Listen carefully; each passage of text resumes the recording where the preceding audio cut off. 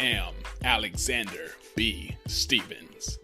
This is the brand new up-and-coming podcast entitled, What Is He Thinking? The sometimes uncomfortable, sometimes politically incorrect, but always sincere and truthful podcast for the benefit of women from the perspective of men. You've got questions? I've got answers.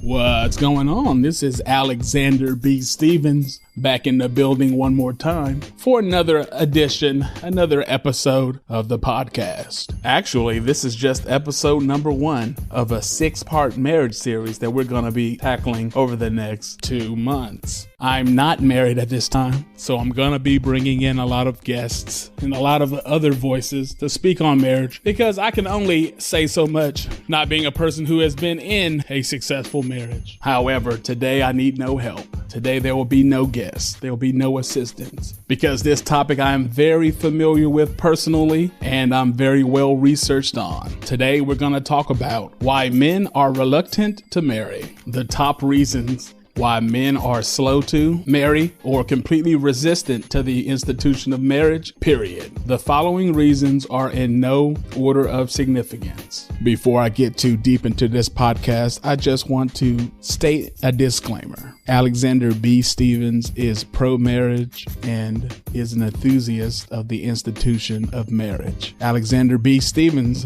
thinks that the lack of marriages and the lack of marriages staying together is one of the largest causes of pretty much every social issue in our country. If more people got married and stayed married and had all their children within the confines of that marriage, the world would be a better place. Disclaimer concluded. Now let's get into the reasons why men are reluctant to marry. Reason number 1 why men are reluctant to marry stems from the old adage, which comes from the old quote that is over 100 years old, originally spoken by Albert Einstein, which says, "Women marry men hoping they will change, and men marry women hoping they will not. Women marry men hoping that they will change, as in the man will change, and men marry women hoping that their woman will stay the same as the day that they marry." Why is this a deterrent? Why does this make men reluctant to marry? Well, 1, because they know for a fact that the woman they're with is gonna change. And a lot of her changes, if not the majority of her changes, are gonna be changes in the wrong direction. Changes that the man does not like. Changes as in, he married an in-shape, beautiful woman, and 10, 20, 30 years later, he's with an out-of-shape, unattractive woman.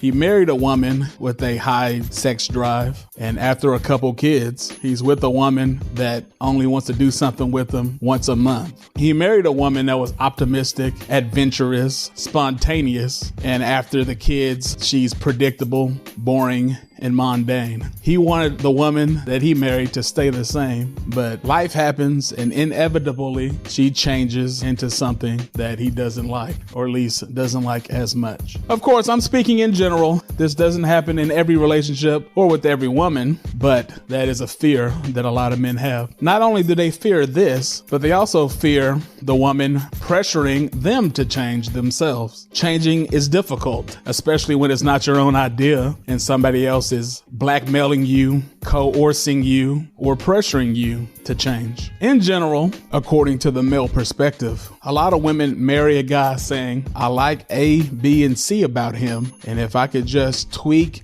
D, change E, and get rid of F, he'd be perfect. Let me marry him and slowly work on crafting him into the perfect man." Well, 1, since men want the absolute opposite out of their mate, they want their mate to stay the same, they kind of feel offended by the fact that their woman wants them to change. Hold up, didn't you marry me because you like me for being me and me how I was? Why are you trying to change me? 2nd, there is no perfect man, so you're chasing after something that's unattainable. 3rd, and what many women don't realize, if you get rid of that F F, which you think is a flaw that he has, then that's going to negatively affect trait A, and you're going to lose one of the attractive traits that he currently has because A and F were linked and you didn't even realize it. So after all that work, all the struggle, all the effort it took to change, the net of it is 2 steps forward, 2 steps back. You're in the same place. He's no better a man than he was before you tried to change him. So what are you going to do? Rest? Be happy with what you have? No. You're going to look for something else to tweak, something else to change, because you're still trying to improve him. Because spending $2 to make $2 doesn't change your situation. 2 steps forward, 2 steps back, you're in the same place. So the cycle repeats itself. That is reason number 1 why men are reluctant to marry. Because the woman that they marry is going to try to change them and they don't want to change. And because the woman that they marry is probably going to change in ways they don't like and they don't want them to change. They want to hold on to the girlfriend stage forever. Reason number 2 why men are reluctant to marry is because men lose power and leverage in the relationship once they get into a contract with the government and another woman, also called a legal marriage. Power and leverage. I know these don't sound romantic, but they are a fact of life. There is a general back and forth when it comes to leverage and power in male-female interactions and relationships. Initially, when the man and the woman are strangers to each other, the woman, especially if both people are under the age of 30, the woman has the power and the woman has the leverage when both are strangers. The man has to approach her. The man has to take the risk. The man has to ask her out. The man is doing all the paying. The man is sticking his neck out. The man is risking rejection. The man's risking his money in order to win the affections of a woman. So right at the beginning, the woman has the leverage in their situation and the man is vulnerable. Then after 3, 5, 7 dates, after the two have chosen to fornicate with each other, and or after the woman has fallen in love with the man, now the leverage shifts. Now, the man has more power and influence over the relationship or the situationship than the woman does. Why? Typically because the man falls in love second and the man is less attached to the woman than the woman is to the man at this stage. So, in between the serious dating stage and let's say the beginning of being in an official relationship, like I said, the man has the leverage. Women have control and power over who gets sex and who gets born. Men have power over when a relationship happens and when a marriage happens. So, woman had started off with the power, she fell in love, or she started having sex with the guy, then the guy gets the power, gets the leverage in the relationship. And the woman's kind of waiting on him to make this official. Where are we going with this? I've committed to you. I've invested in you. When are you going to invest in me? I'm waiting. So at that point, the man has some power. He has some leverage and he doesn't have to do all the risks anymore. He doesn't have to stick his neck out. He's not spending all the money anymore. He's not doing all the investing. She's actually investing in the relationship back. She's cooking every now and then. She's paying for some of these dates. She's accepting free dates and low-cost dates when in the beginning, she only wanted those 4-star restaurants and those $200 dates. The man has a little power here. She's trying to win his affection at this point. She's trying to get that official relationship. Then eventually, depending on the man's mindset and how much he likes the woman, they enter into a relationship. So at the beginning stages of their relationship, the pendulum shifts over to the other side again, and she has now gained some more leverage and power. He's voluntarily given up his freedom. He's voluntarily gotten rid of the woman's competition, and now it's just her. So now she, once again, has some leverage and some power. Not as much as she did at the very beginning, but just a little bit more than the man. He's given up his freedom. She's no longer in prove myself to him mode. And now they're in a relationship. So as the relationship goes on, the pendulum shifts again to the other side toward the man and the man having leverage and power in the relationship. The girl has now been with this guy 1, 2, 3, 5, 10 years. She's put all of her eggs in his basket. She isn't used to the dating scene anymore. She doesn't want to start over. She's head over heels in love. She wants to get this family started. The clock is ticking. She wants to have some babies. I mean, like, let's get this thing started, okay? Let's get things moving along, all right? I want to be married. I want to be a mom. I want to have a family. What are you doing, Joe? Let's go, Joe. I want to live happily ever after already. Come on, Joe. Let's go. So once again, the woman's either going to try to put pressure on the man to marry, or she's going to be, quote unquote, on her best behavior, trying to make herself into somebody that he has to marry because she's just so perfect. She's so great. OMG. This woman, she gives it to me 6 times a week and twice on Sunday. I mean, sometimes I have to push her off because I'm just dehydrated. I just can't maintain. I mean, she's just so attracted to me. It's unbelievable. Oh, and she's cooking all the time. I mean, she'll even come over to the apartment and clean up a bit without me asking. I haven't washed an article of clothing in 6 months. I mean, I gotta nail this one down. I gotta wife her. I gotta take her off the market. Woo! Everything that I hoped for, everything that I dreamed about when I was 13 is right before my eyes at this very moment in time. She was always fine, but she's even looking better these days. Looks like she's toned up a bit. She's got the outfits that fit her body just right. I mean, she was fine when I met her. Now when you meet her, you'll never forget her. She has that glow, that sparkle in her eyes, the personality, the wit, just a little bit of spice, just a little bit of sass. I can't believe what I have. If I could just keep her like this, I definitely would spend the rest of my life with her.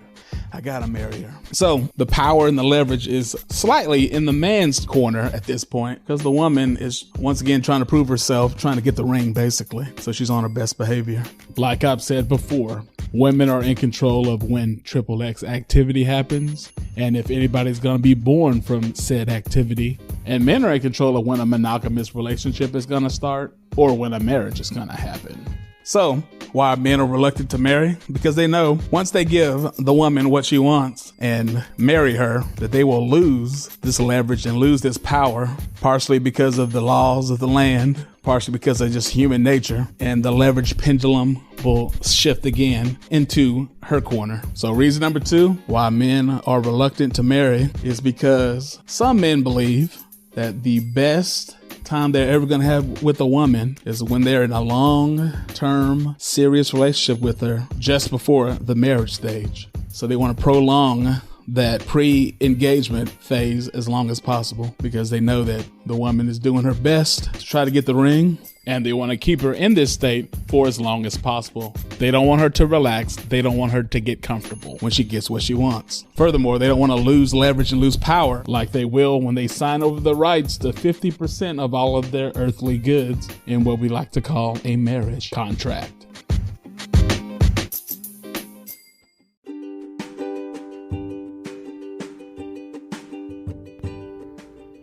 Now, let's take a minute to hear from our sponsor, Anchor. If you haven't heard about Anchor, it's the easiest way to make a podcast. Let me explain. First off, it's free. Secondly, there's creation tools that allow you to record and edit your podcast right from your phone or computer. Third, Anchor will distribute your podcast for you, so it can be heard on Spotify, Apple Podcasts, and many more.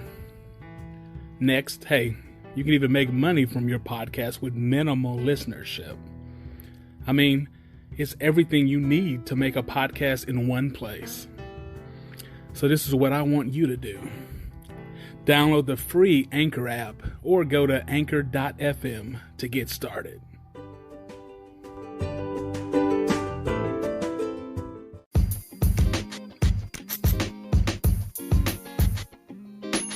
Reason number 3 why men are reluctant to marry kind of feeds into reason number 2. Reason number 3 is because marriage is as vulnerable as a guy can make himself. And men are skilled, and men spend their whole life trying to avoid vulnerability or overcome vulnerability. They don't necessarily go towards being vulnerable and invite vulnerability into their life. Being vulnerable is an extremely uncomfortable and unnatural feeling for a man. As men, we are trained to be competitive, trained to be conquerors, trained to be sometimes combative, trained to not really be that emotional. We're trained to not be that emotional. Why? Because it could reveal weakness. It could reveal a vulnerability. And being vulnerable or being weak in general hurts you in competition when you're trying to be competitive. It hurts you when you're trying to conquer something. It hurts you in combat. It hurts you when you're trying to be assertive in order to achieve something or avoid something bad. Marriage lends itself to the highest level of emotion a man can tap into, which makes that man vulnerable. Not only does it make him vulnerable in the ways that I just spoke of, but it makes his assets vulnerable to being removed from him, regardless of the man's actions, regardless of if he was a good husband in his own mind or not, regardless of if he is a good father in his own mind or in an objective view or not. Women initiate 75 to 80% of divorces, and family courts are notoriously slanted towards women when it comes to child custody, alimony, and other things that are settled in divorce court. Side note, if you have a couple hours and $3, go on YouTube, Amazon Prime, or Google Play and rent the documentary entitled Divorce Corp. And it will explain in further detail the slanted, unfair nature of family court. Anyway, when men make the decision to marry, when men make the decision to commit their lives to someone else, based on imperial data, men take it more seriously than women do.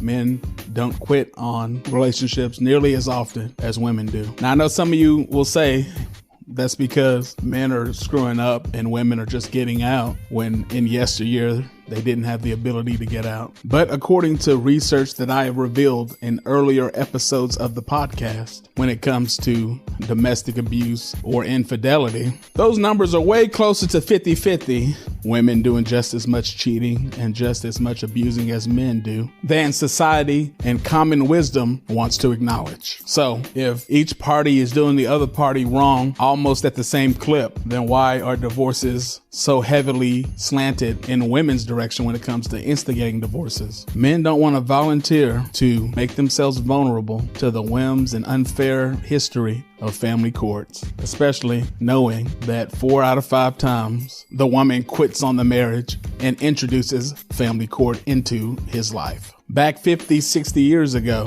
you could only get divorced for serious and significant reasons. Today, you can get divorced for almost any reason under the sun, and many men feel like women take advantage of this because they know that family court will rule in their favor. Women are almost incentivized to not stick it out in a marriage. So why put yourself in that situation in the first place? Why get married? Why not just stay long-term boyfriend and girlfriend? Why not just shack up if you're in a state that doesn't have common law marriage laws? Why intentionally make yourself vulnerable and get married if you're a man in America in 2021?